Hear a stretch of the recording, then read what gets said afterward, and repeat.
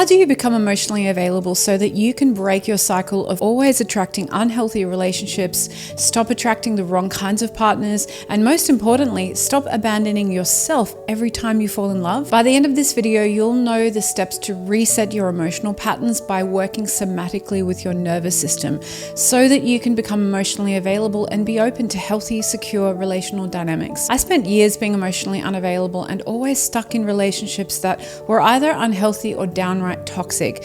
And although I met potentially healthy partners, my emotional patterns would repel them. Once I learned the skills to work deep in my body to rewire my emotional patterns, a whole new part of me opened up and I became available to deeper, more secure relating in my relationships. And I want to help you do the same because this is the work that I do with my clients in Heal Your Heart School. If you want to know more, please book a call with me on my calendar so I can best guide you on your journey. Let's firstly look at what emotional unavailability is. I want you to think of it like a layer of internal protection inside of you, just beneath your skin energetically.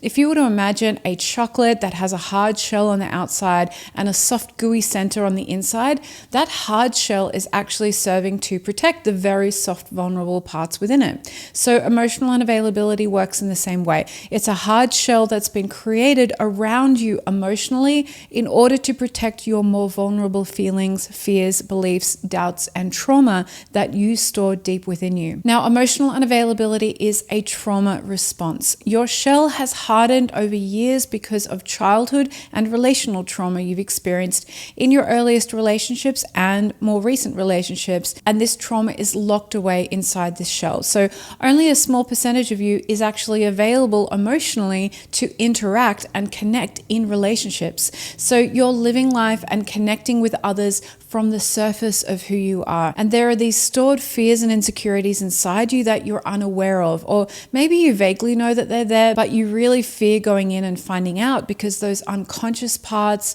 unconscious fears, feelings, and emotions are actually running your life. It might make sense to lock them away so they get out of the way, but they don't get out of the way, right? They come through as your shadow and they come through as your unconscious decisions and what you're attracted to.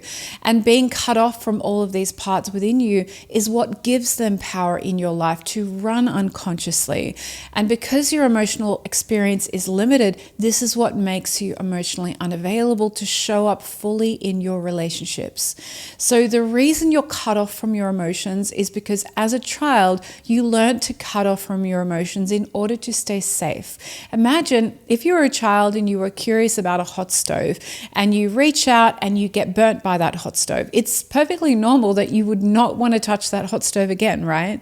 Someone who's emotionally unavailable has had that same experience with their emotions. You've learned to shut off from your emotions because at one point you felt them and it was a very scary and unsafe experience for you because you didn't have safe relationships around you that allowed you to process those big emotions in a healthy way, which would have created secure attachment for you. Instead, you were left to process them on your own, which you couldn't because your child brain wasn't fully developed yet. And as a result, you couldn't process bigger emotions in your life, which you've now carried through into adulthood. Emotional unavailability in relationship is a sign of unresolved trauma in your earliest relationships. So you would have experienced emotional neglect or abandonment as a child, or perceived abandonment where your parents weren't emotionally available to you. So you were left on your own to figure out how to handle these emotions, but they just became this big internal hot stove within you, too painful to feel. So this internal hot stove is like an energetic clump of emotions you couldn't process as a child. Feelings of abandonment, grief, sadness, and loneliness, which I call your abandonment wound. And you learn that distance or avoidance or just disconnection from these emotions is the safest way to be. And soon this habit of distancing yourself and cutting yourself off from your emotions becomes so strong that you lose your ability to sit in your full emotional experience and process them in a healthy way. Your habit becomes just to avoid them or bypass them. And the nervous system piece is key here because your nervous system actually grows up around this trauma response. It grows around the response you had to trying to feel safe and avoid those unsafe emotions. And your window of tolerance becomes narrow because of your nervous system and how rigid it becomes with this trauma response. And now you have an inability to regulate your nervous system when you experience strong emotions. Now, I want to introduce you to the concept of parts today because our internal parts gain significance when they are dealing with trauma like this. So we all have parts within us, our inner critic, our inner child, other younger parts organizing or directing the show inside, just like the films Inside Out or Inside Out 2. Inside Out 2 is way better. But in order to deal with these unsafe pockets of emotions and energy inside you, these parts learn maladaptive behaviors to avoid certain emotional patterns and experiences in order to stay safe. For example, your inner perfectionist starts to work overtime in order to feel a sense of control within you, because control is a way you manufacture safety in situations. You know, I can't control the outside world, but I can control my world, and this becomes a way to self-soothe and self-regulate when strong emotions come up and when you're feeling vulnerable. Or your inner critic becomes particularly loud and active when you lose control because you're feeling more vulnerable, and it knows if it makes you bad, you can at least have a reason things are not going well, a scapegoat if you like. So our parts are what need healing, and instead of healing like layers of an onion, a term you might be familiar with, you're actually healing parts of a garlic clove because of this fragmentation effect. Each of your parts have their own perspectives, feelings, and behaviors, and there are different categories of parts too. For example, in internal family systems, there are protectors, managers, and firefighters. But for today, I'm going to keep things simple, and we're going to focus on protectors and vulnerable parts. So one type of the part is the protector, which is the hard shell of the chocolate. And the other part is a vulnerable part within you, the soft, gooey inside part that the protector is keeping safe. The shell, the protectors, are working under the belief that by over-functioning, by doing the thing they believe is keeping you safe even more, they're actually doing the right thing by you. So your inner critic will pipe up even louder, your inner perfectionist will want to make things even more perfect.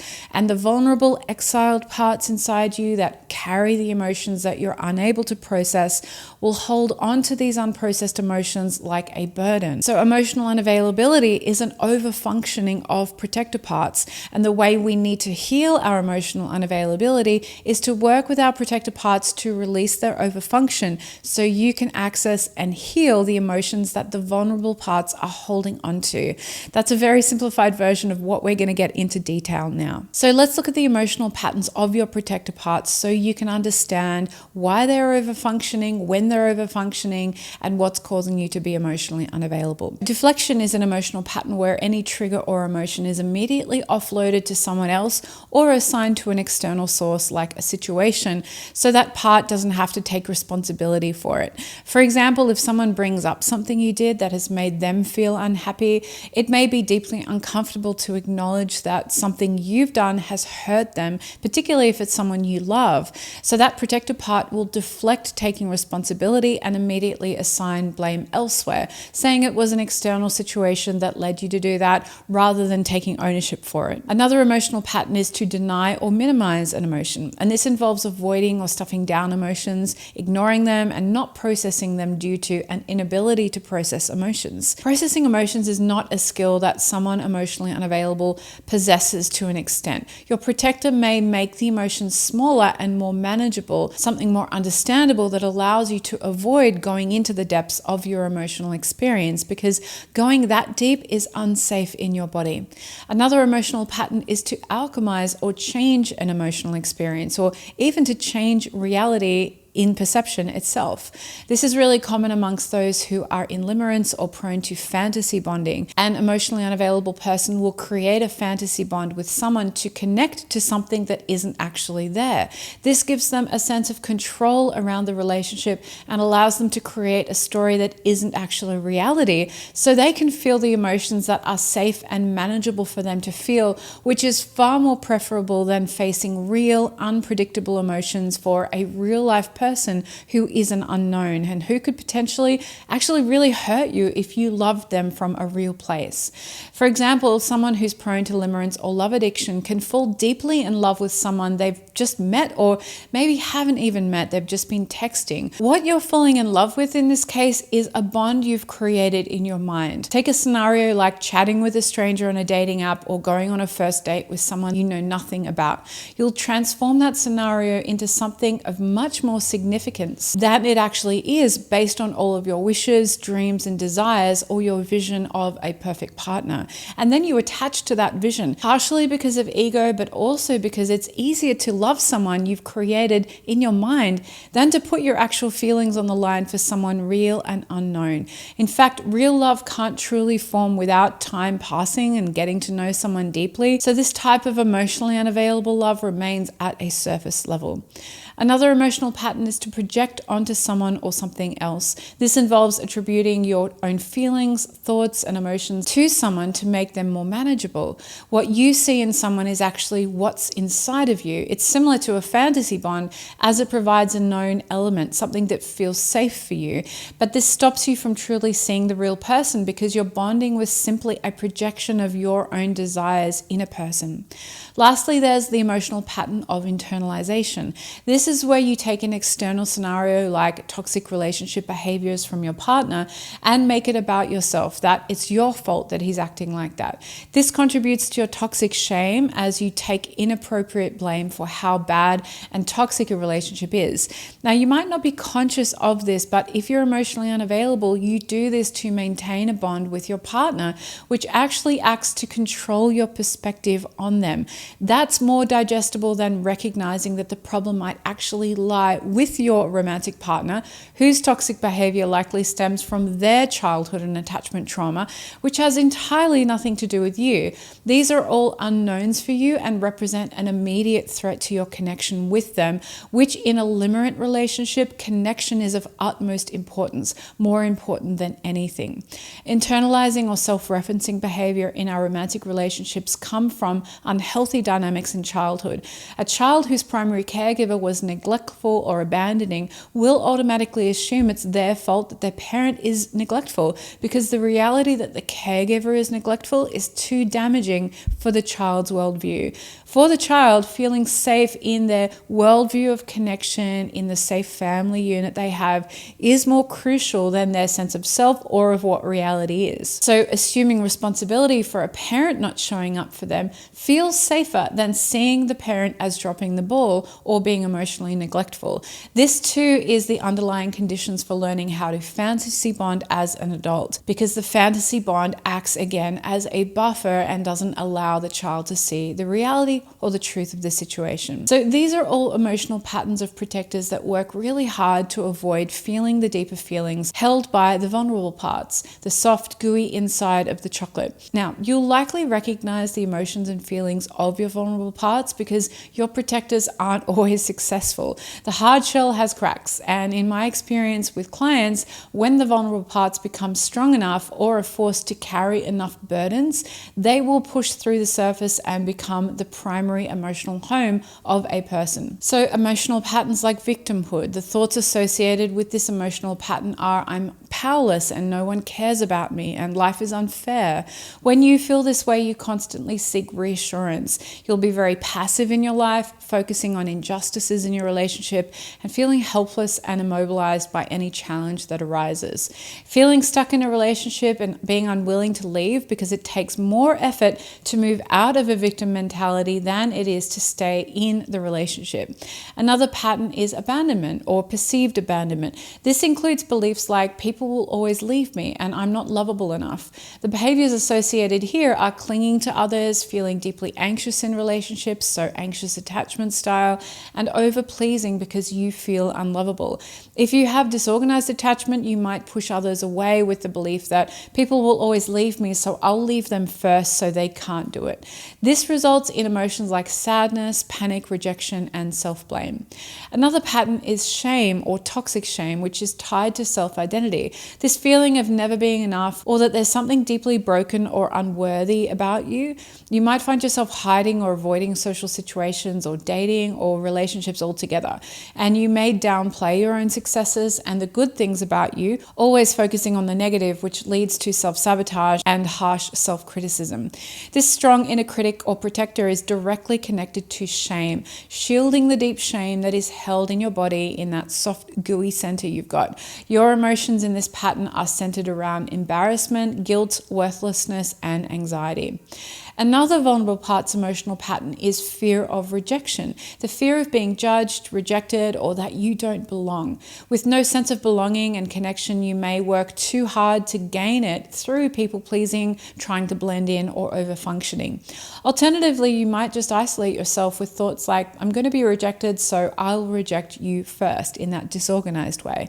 Emotions related to this pattern include anxiety, insecurity, and loneliness, and hypervigilance. Another pattern is guilt, with thoughts like, I should have done more, or it's my fault. This is connected directly to the protector that internalizes situations, making them about you even though they have nothing to do with you.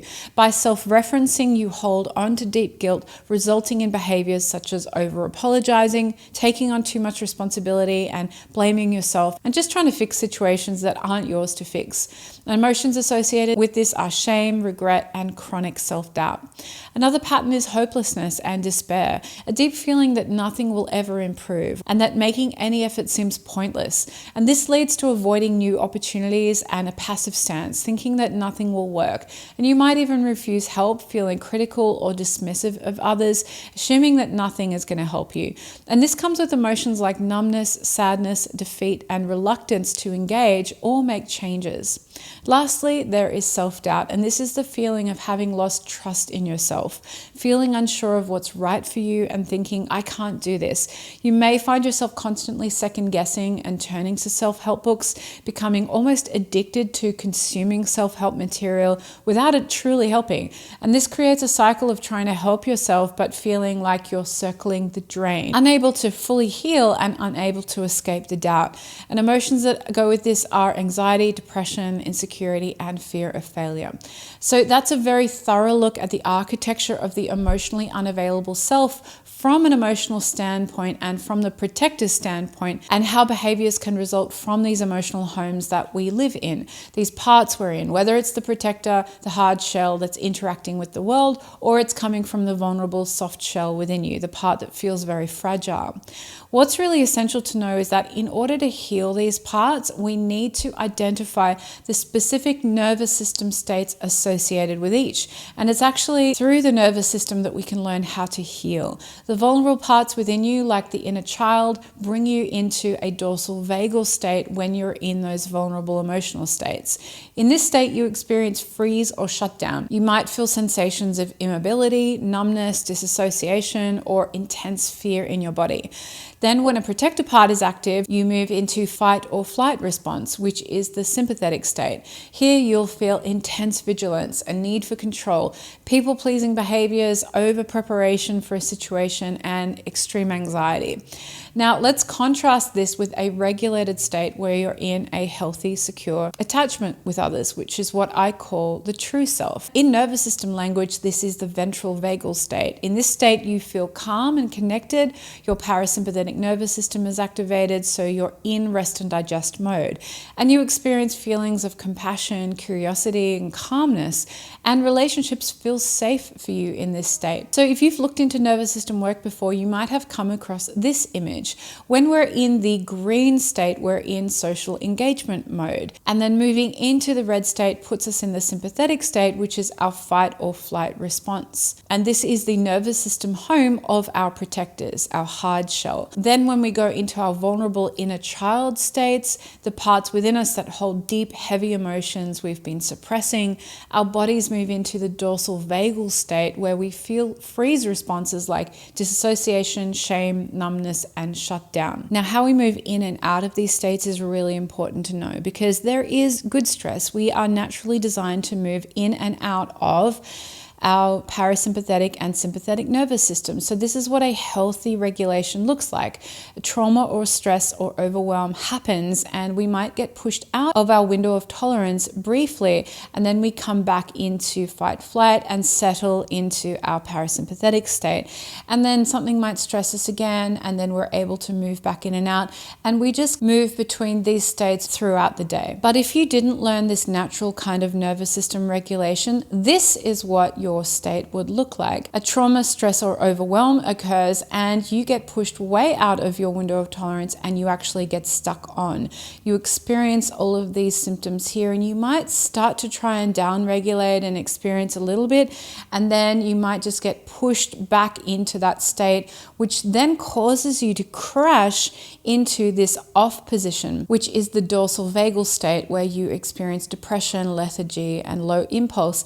And this is the state at which these deep emotions that your inner child, your vulnerable parts are holding, will come up, and then you flick back across to this stuck on state, and you are outside of your window of tolerance this entire time. Your nervous system is just crashing from one state to the other rather than staying in this nice, healthy, regulated flow. So we can learn how to be in the green state while working with our protector or vulnerable states using a tool that I've developed called RAIN. Now, this tool was originally developed by Tara Brach. I've adapted it over the years of working with clients to function as a somatic inner healing tool for abandonment and attachment trauma.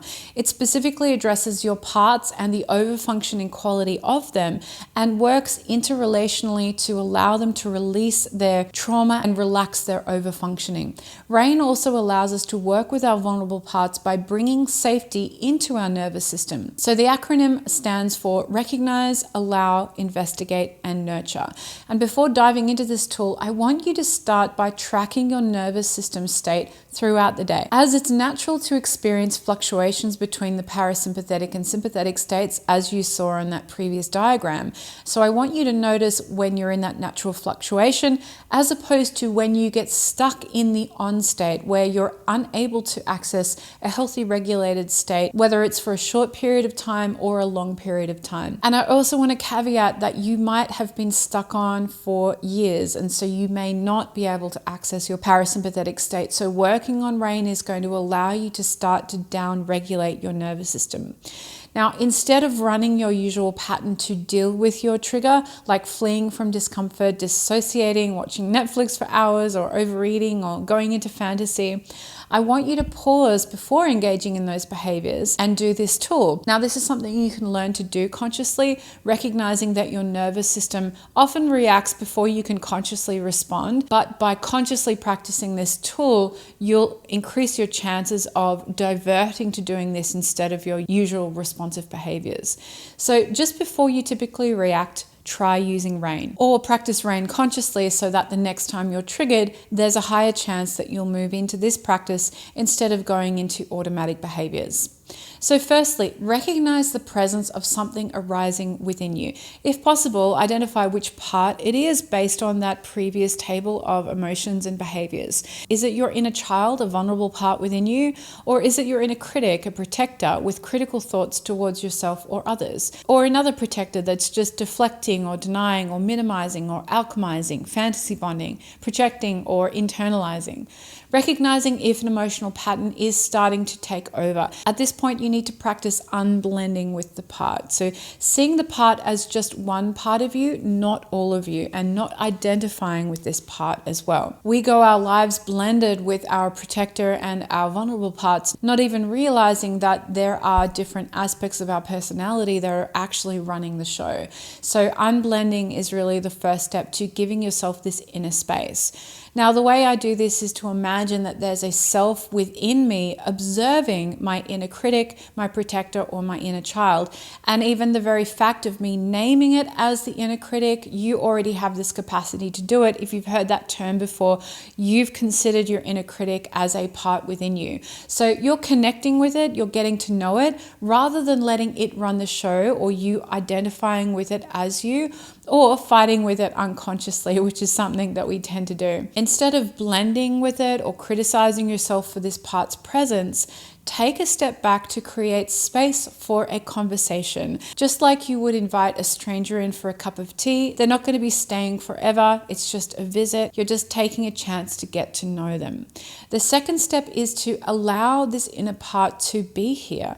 Your inner child, your inner critic, or your protector parts are actually intelligent, important, vital parts of you that need acknowledgement, not criticism or shutdown. So saying things like, thank you for being here. Thank you for protecting me. I'm listening to you, or I want to know more. Allow this part inside you to feel fully seen, heard, and understood. And try to discover why it feels the need to act in this way. It will have a story and a narrative for why it's doing its protecting. For instance, when a protector arises, it might be because you're feeling discomfort in your body. I want you to not only get to know why that protector is doing what it's doing, but also to lean into the somatic sensation that's coming with this feeling of discomfort. If it's overwhelming for you, just focus on the edges of the sensation, gently familiarizing yourself with it, and investigate those sensations, track them. If you've accessed a protector, you might feel a fast beating heart, shallow breathing, nervousness, tension, or anxiety localized in one area. Repeatedly feeling a certain sensation like pain or sharpness somewhere can actually indicate where the emotion is stored in your body.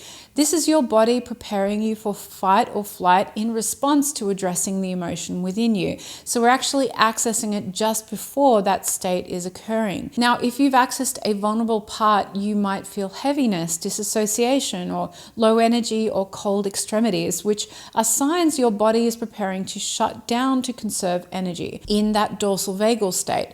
Once you've located the sensation, place your hand on it if needed and ask it questions like, what do you need me to know? What's important right now for you? What do you need to feel safe?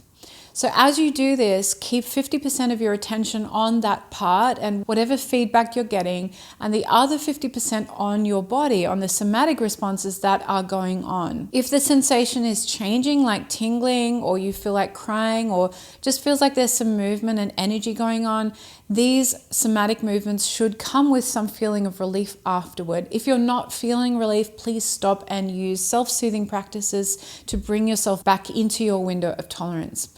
Finally, nurture this part. Internal connection and co-regulation is what truly heals abandonment and attachment trauma, as trauma originated in relationships, right? So we have to heal it in relationship. So we're replicating a supportive relationship in this step within yourself. You're cultivating a sense of belonging and safety. Since it's relational trauma, healing it in relation to another part within you is essential. You can also heal in relationship to others, but this is all about self-healing, and this is entirely possible. So for example, you can nurture your inner child by connecting to it from your higher self. Or you can heal your inner critic by embodying inner compassion, which acts as an antidote to criticism. Nurturing sounds like saying to this part and truly feeling it in your body, it makes sense what you're doing right now, which can soothe the inner critic. When protectors feel seen and loved, they relax their grip. Or words like, I love you, thank you for being here. When was the last time you told your inner critic or your inner saboteur that you love them and thank you for being here, right? You don't. So when protectors feel seen, heard, and loved, they relax their grip. Vulnerable parts will also begin to release their burdens, because a burden shared is a burden halved, as the saying goes, bringing relief to you as they trust you enough to share their deepest fears and share their somatic trauma that's trapped inside of you so that your body can disperse it. In the nurturing step, love this part as if it was a young, vulnerable, scared child, because these young parts are often pre-verbal. Most of them are pre-verbal, and they hold trauma from a very early age before you could speak, but you could feel. So trauma is stored in the body from these young stages, so you're connecting to young, vulnerable parts within you. So visualize sitting with this part, asking it what it needs, and giving it affection, a hug, or eye contact, or love.